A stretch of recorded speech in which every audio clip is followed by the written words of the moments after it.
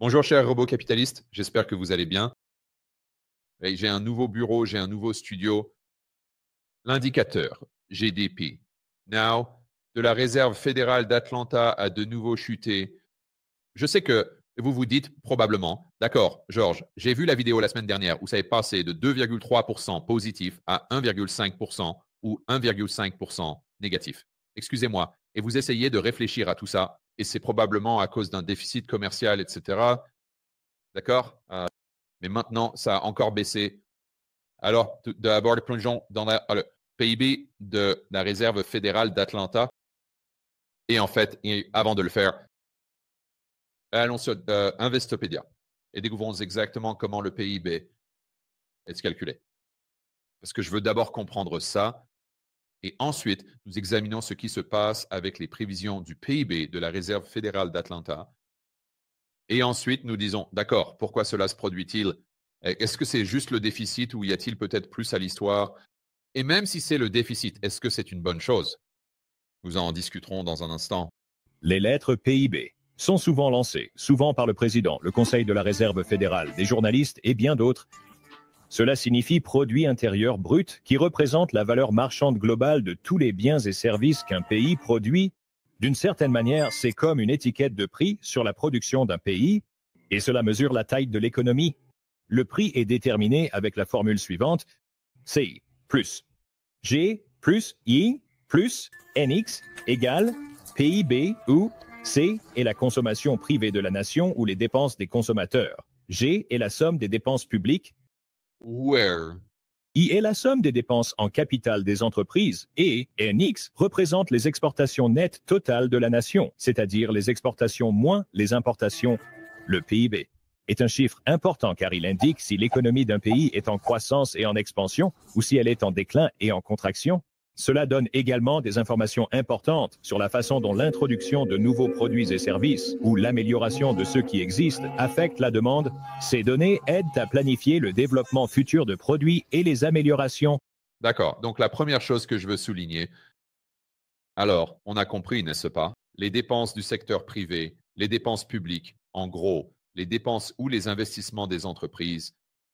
Et ensuite, il faut ajouter ou soustraire ce qui se passe avec le déficit commercial ou l'excédent commercial, parce que ce que nous essayons de résoudre, et évidemment, c'est un chiffre très imprécis, mais ce que nous essayons de résoudre, ce sont les biens et services qui sont produits aux États-Unis.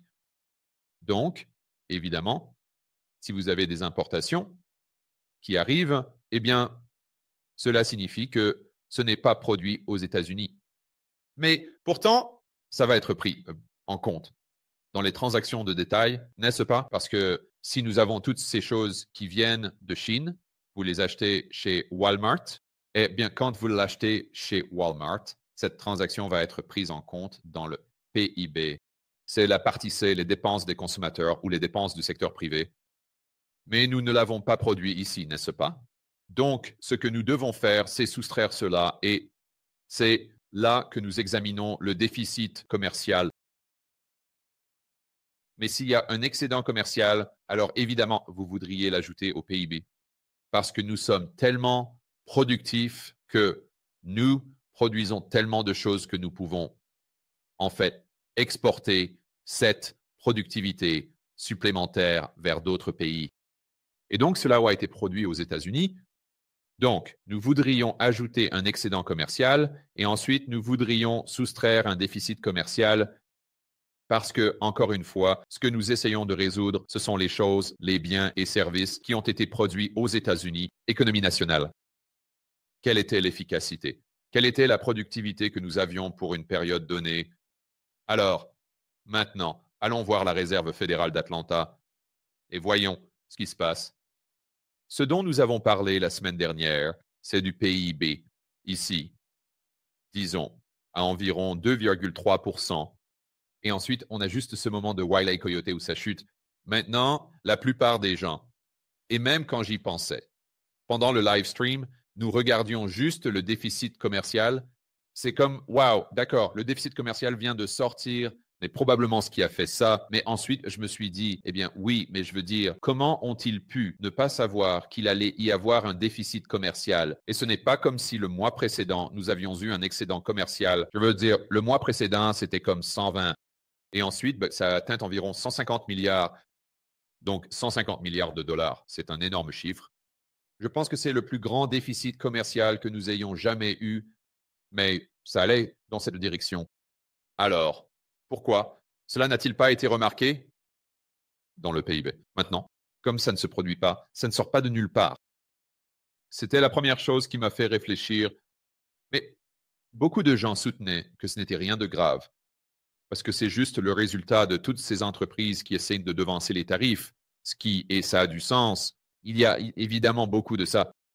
Donc, ces entreprises s'inquiètent d'accord, mince, j'ai tous ces coûts d'entrée ou tous ces intrants que j'importe du Mexique ou de la Chine ou du Canada ou peu importe pour créer mon gadget. Et si Trump impose un tarif de 25%, alors je vais devoir payer 25% de plus pour cet intrant. Je ne veux pas faire ça. Je vais donc procéder au chargement des stocks dès maintenant, juste pour essayer d'anticiper ces tarifs. Donc, je ne me retrouve pas à devoir tout gérer. Et encore, une fois, ça a beaucoup de sens. Alors, devrions-nous soustraire cette partie du déficit du PIB? Probablement pas. Je comprends l'argument. Pourquoi vous ne le feriez pas? Mais c'est un peu une anomalie. Quand vous regardez des choses comme les tarifs ou les enquêtes sur la maladie ou quoi que ce soit d'autre, ce n'est pas comme si cela se produisait chaque mois ou que cela se produisait chaque année. Donc, je pense qu'ils font ça, ils le calculent maintenant. Je veux dire, encore une fois, c'est un chiffre très imprécis, mais je comprends pourquoi. Ils ont la formule qu'ils ont. Mais ce qui est fascinant, c'est qu'aujourd'hui, d'accord, donc maintenant, vous ne pouvez pas blâmer ça sur le déficit commercial.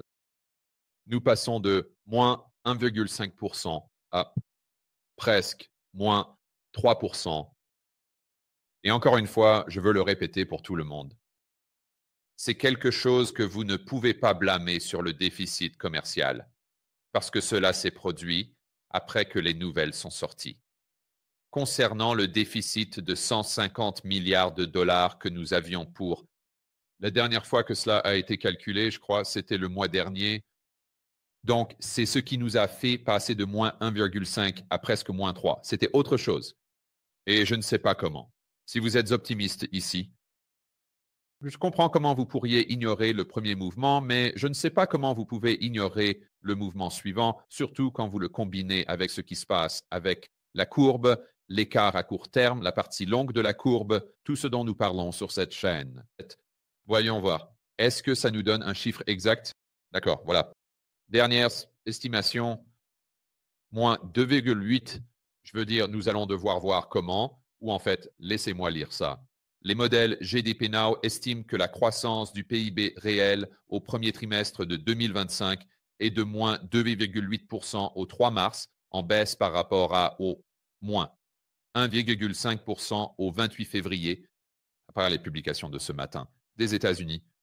Bureau de recensement et l'Institut de gestion des approvisionnements, le maintenant prévu de la croissance des dépenses de consommation personnelle réelle et la croissance de l'investissement fixe privé réel du premier trimestre sont tombés de 1,3% et 3,5%, respectivement, à 0,0% et 0,1%. Donc, je pense que ça, et encore une fois, je le lis pour la première fois, les gars, mais c'est, je suppose, le raisonnement. Pour expliquer pourquoi ils sont passés de moins 1,5 à moins 2,8, et c'est encore une fois à cause de la croissance des dépenses de consommation personnelle, parce que cela est tombé de 1,3 à 0. Et la croissance de l'investissement fixe privé réel est tombée de 3,5 à 0,1, pratiquement zéro aussi. Donc, je veux dire, c'est une chute directe, surtout pour la croissance de l'investissement fixe.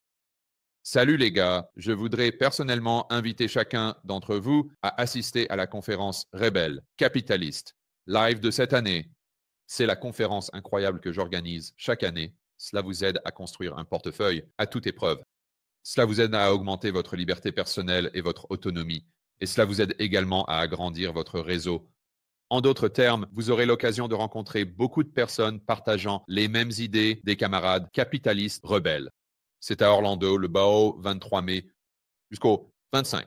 Les intervenants précédents ont inclus des personnes comme Robert Kiyosaki, Ron Paul, Peter Schiff, Mike Maloney, Lynn, Alden, pour n'en nommer que quelques-uns. Donc, pour obtenir vos billets le plus rapidement possible et pour découvrir qui parle à la conférence Rebel Capitalist Live de cette année, vous pouvez consulter le site rebelcapitalistlive.com. Et juste une petite information en avant-première. Si vous prenez vos billets plus tôt que plus tard, vous pouvez bénéficier d'une réduction parce qu'à mesure que nous nous rapprochons de l'événement, les prix des billets augmentent. Alors, n'attendez pas. Allez sur rebelcapitalistlive.com dès maintenant et procurez-vous vos billets. Et je vous verrai à Orlando du 23 au 25